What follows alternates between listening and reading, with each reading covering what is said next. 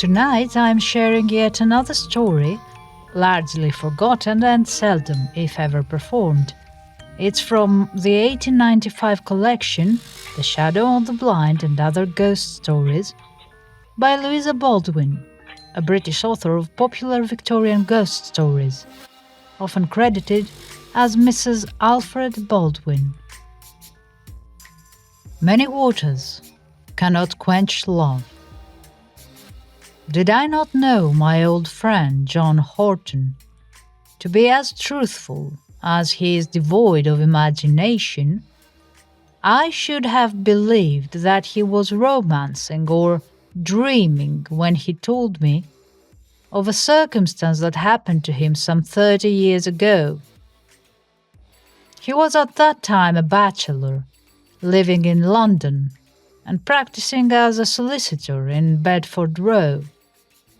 He was not a strong man, though neither nervous nor excitable, and as I said before, singularly unimaginative. If Horton told you a fact, you might be certain that it had occurred in the precise manner he stated. If he told it you 100 times, he would not vary it in the repetition. This literary and conscientious habit of mind made his testimony of value, and when he told me a fact that I should have disbelieved from any other man, from my friend, I was obliged to accept it as truth. It was during the long vacation in the autumn of 1857 that Horton determined to take a few weeks' holiday in the country. He was such an inveterate Londoner, he had not been able to tear himself away from town for more than a few days at a time for many years past. But at length he felt the necessity for quiet and pure air, only he would not go far to seek them. It was easier then than it is now to find a lodging that would meet his requirements, a place in the country yet close to the town. And it was near Wandsworth that Horton found what he sought: rooms for a single gentleman in an old farmhouse. He read the advertisement of the lodgings in the paper at luncheon, and went that very afternoon to see if they answered to the tempting description given. He had some little difficulty in finding Maitland's farm. It was not easy to find his way through country lanes that to his town eyes looked precisely alike, and with nothing to indicate whether he had taken a right or wrong turning. The railway now ran shrieking over what were then green fields. Lanes have been transformed into gas-lighted streets, and Maitland's farm, the old red brick house, standing in its high-walled garden, has been pulled down long ago. The last time Horton went to look at the old place, it was changed beyond recognition, and the orchard in which he had gathered pears and apples during his stay at the farm was now the site of a public house and a dissenting chapel. It was on a hot afternoon, early in September, when Horton opened the big iron gates and walked up the path, bordered with dahlias and hollyhocks, leading to the front door, and rang for admittance at Maitland's farm. The bell echoed in a distant part of the empty house, and died away into silence, but no one came to answer its summons. As Horton stood waiting, he took the opportunity of thoroughly examining the outside of the house. Though it was called a farm, it had not been built for one originally. It was a substantial 4-story brick house of Queen Anne's period, with 5 tall sash windows on its floor and dormer windows in the tiled roof. The front door was approached by a shallow flight of stone steps, and above the fanlight projected a penthouse of solidly carved woodwork. On either side were brackets of wrought iron, supporting extinguishers that had quenched the torch of many a late returning reveller a century ago. Only the windows to right and left of the door had blinds or curtains, or betrayed any sign of habitation.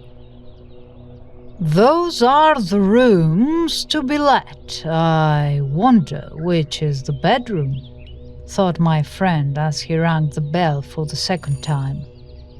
Presently he heard within the sound of approaching footsteps.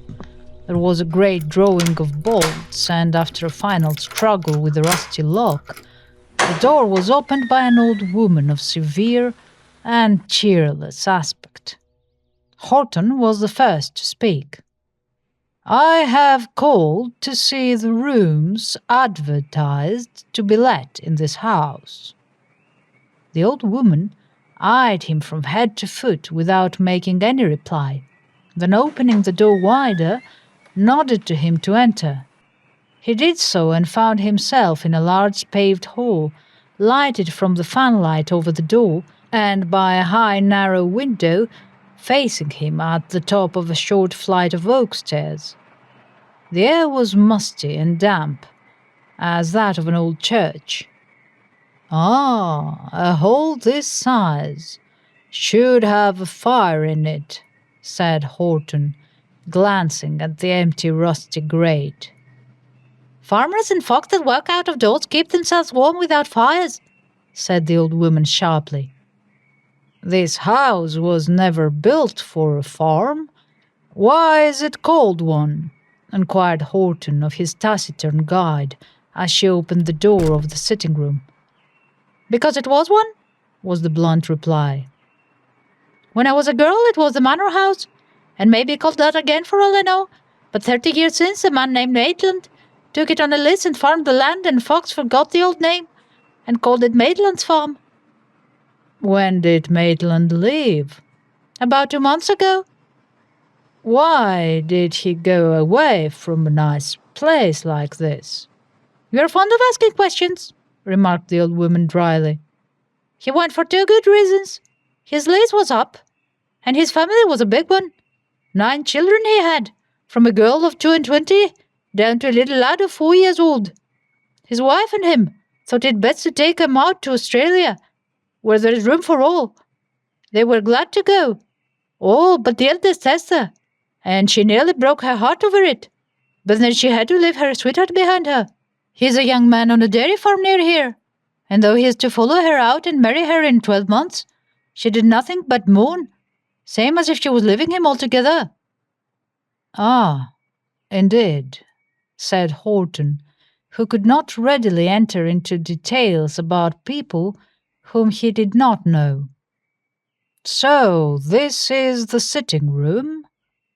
It's large and airy, and has as much furniture in it as a man needs by himself. Now, show me the bedroom, if you please." "Follow me upstairs, sir," and the old woman preceded him slowly up the oak staircase and opened the door of the back room on the first floor. "Then the bedroom that you let is not over the sitting room?" "No, the front room is mine, and the room next to it is my son's. He's out all day at his work, but he sleeps here, and mostly keeps me company of an evening. I'm alone here all day, looking after the place, and if you take the rooms, I shall cook for you and wait on you myself." Horton liked the look of the bedroom. It was large and airy, with a little furniture in it beyond a bed and a chest of drawers. But it was delicately clean and silent as the grave. How a tired man might sleep here! The walls were decorated with old prints in black frames of the Rake's Progress and Marriage à la Mode. and above the high carved mantelpiece hung an engraving of the famous portrait of Charles I on a prancing brown horse. "Those things were on the walls when the Maitlands took the place, and they had to leave them where they found them," said the old woman. "And they found that so too?" she added, pointing to a rusty cutlass that hung from a nail by the head of the bed. "But I think they'd have done no great harm if they'd sold it for old iron."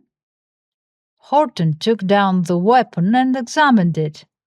It was an ordinary cutlass, such as was worn by the Marines in George III's reign, not old enough to be of antiquarian interest, nor of sufficient beauty of workmanship to make it of artistic value. He replaced it and stepped to the windows and looked into the garden below. It was bounded by a high wall enclosing a row of poplars, and beyond lay the open country, visible for miles in the clear air, a sight to rest and fascinate the eye of a Londoner.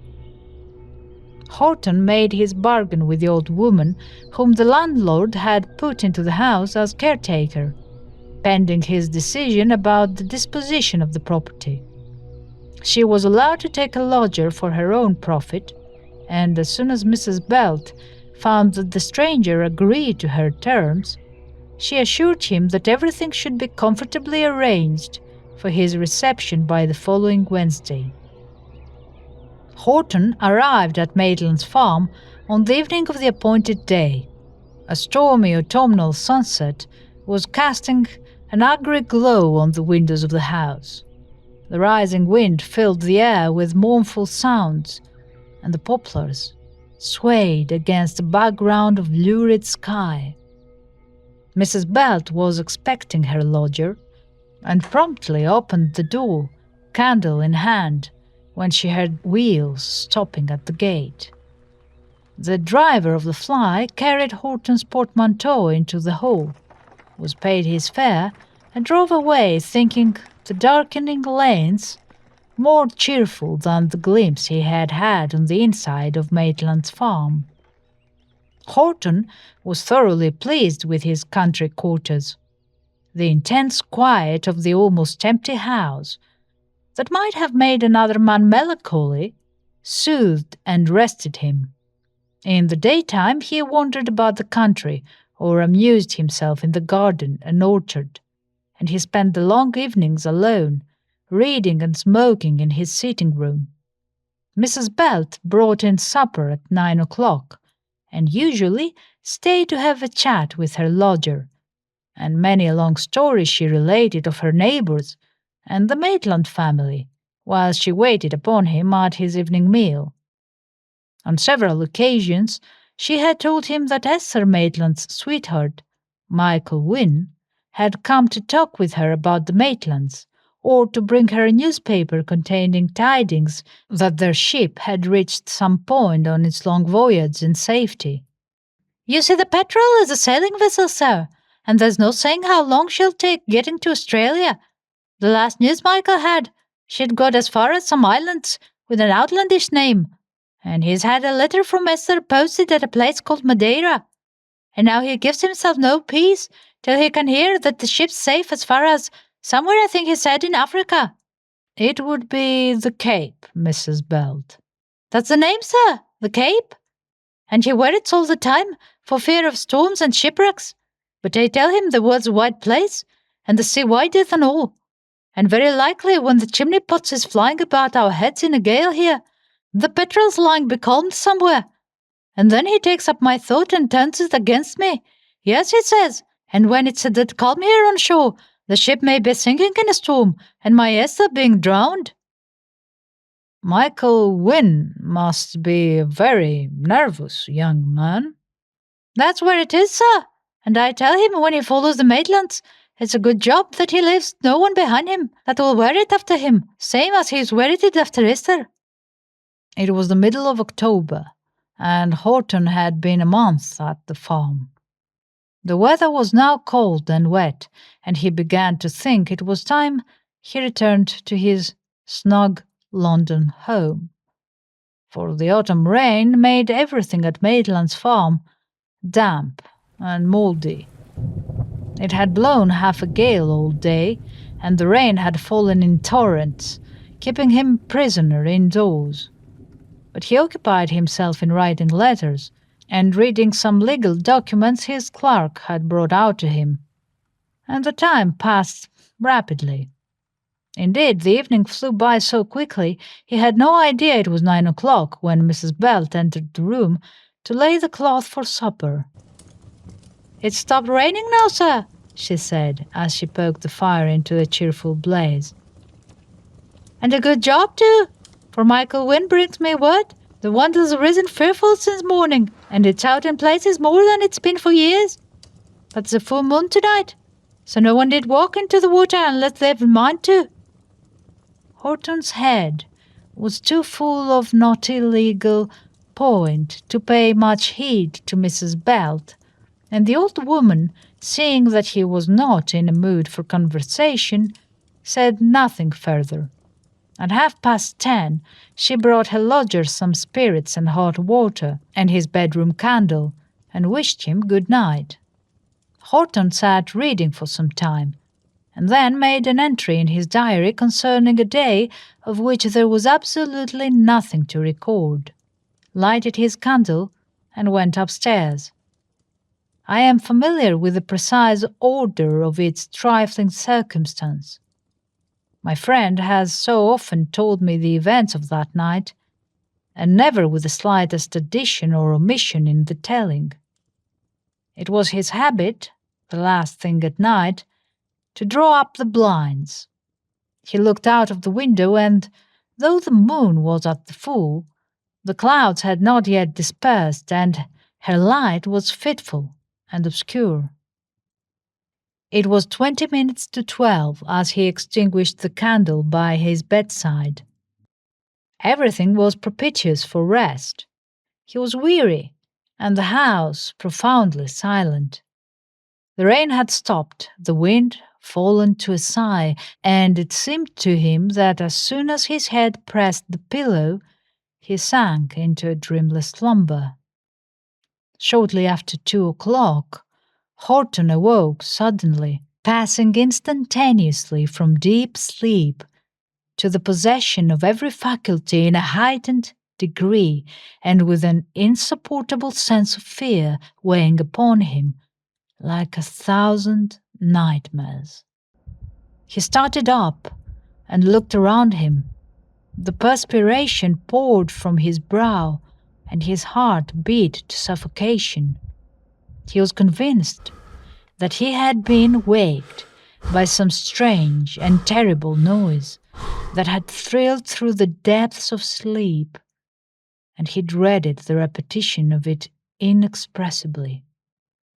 The room was flooded with moonlight streaming through the narrow windows, lying like sheets of molten silver on the floor, and the poplars in the garden cast tremulous shadows on the ceiling. Then Horton heard through the silence of the house a sound that was not the moan of the wind, nor the rustling of trees, nor any sound he had heard before. Clear and distinct, as though it were in the room with him, he heard a voice of weeping and lamentation, with more than human sorrow in the cry, so that it seemed to him as though he listened to the mourning of a lost soul. He leaped up, struck a match, and lighted the candle, and seizing the cutlass that hung by the bed, unlocked the door and opened it to listen. So far as all ordinary sounds were concerned, the house was silent as death, and the moonlight streamed through the staircase window in a flood of pale light. But the unearthly sound of weeping, thrilling through heart and soul, came from the hall below, and Horton walked downstairs to the landing at the top of the first flight.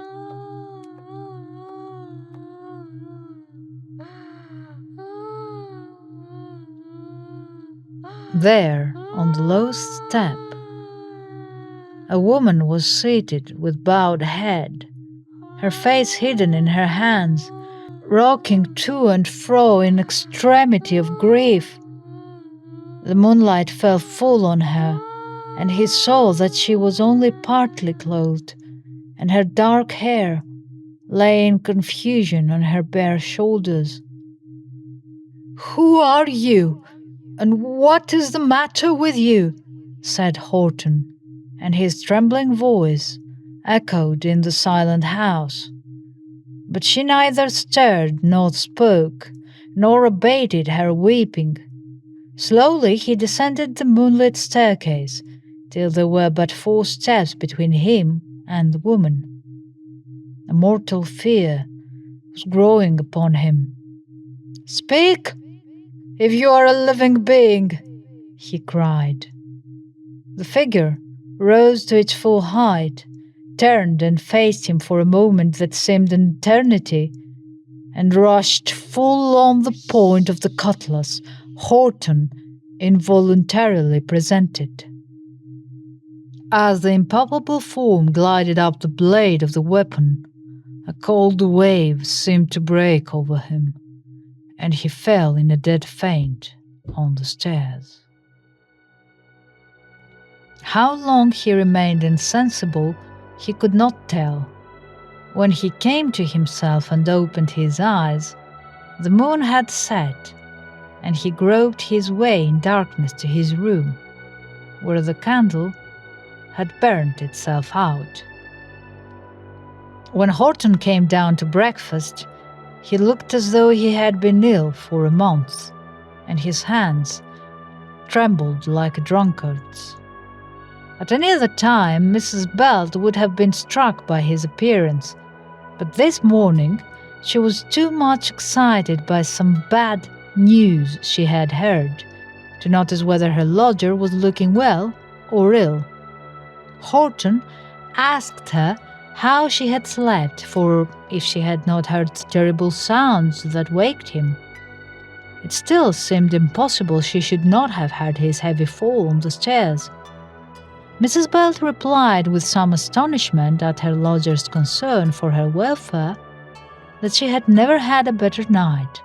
It was so quiet after the wind fell.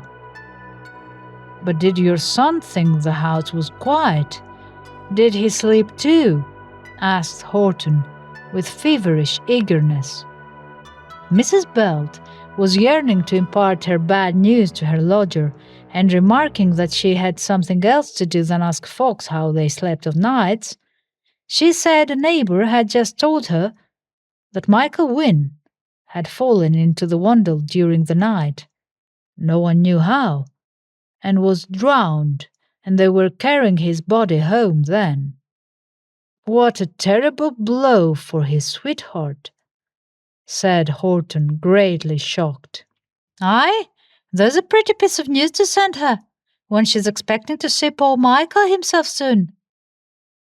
Mrs. Belt, have you any portrait of Esther Maitland you could show me? I've heard the girl's name so often. I'm curious to know what she is like." And the old woman retired to hunt among her treasures for a small photograph on glass that Esther had given her before she went away. Presently Mrs. Belt returned, polishing the picture with her apron. "It's but a poor affair, sir, taken in a caravan on the common, yet it's like the girl, it's very like."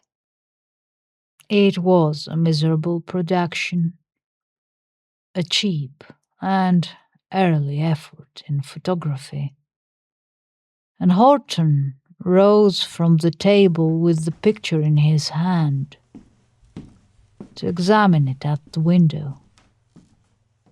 And there, surrounded by the thin brass frame, he recognized the face of all faces that had dismayed him, the face he beheld in the vision of the preceding night. He suppressed a groan and turned from the window with a face so white that as he handed the picture back to Mrs. Belt, she said, "You're not feeling well this morning, sir?" "No, I am feeling very ill. I must get back to town today, to be near to my own doctor. You shall be no loser by my leaving you so suddenly, but if I am going to be ill, I am best in my own home." For Horton could not have stayed another night at Maitland's farm to save his life. He was at the office in Belford Row by noon, and his clerks thought that he looked 10 years older for his visit to the country. A little more than 3 weeks after Horton returned to town, when his nerves were beginning to recover their accustomed tone, his attention was unexpectedly recalled to the abhorrent subject of the apparition he had seen. He read in his daily paper that the mail from the Cape had brought news of the wreck of the sailing vessel Petrel, bound for Australia, with loss of all on board in a violent storm off the coast, shortly before the steamer left for England. By a careful comparison of dates, allowing for the variation of time, the conviction was forced upon John Horton that the ill-fated ship foundered at the very hour in which he beheld the wraith of Esther Maitland. She and her lover, divided by thousands of miles, both perished by drowning at the same time. Michael Wynne in the little river at home, and Esther Maitland in the depths of a distant ocean.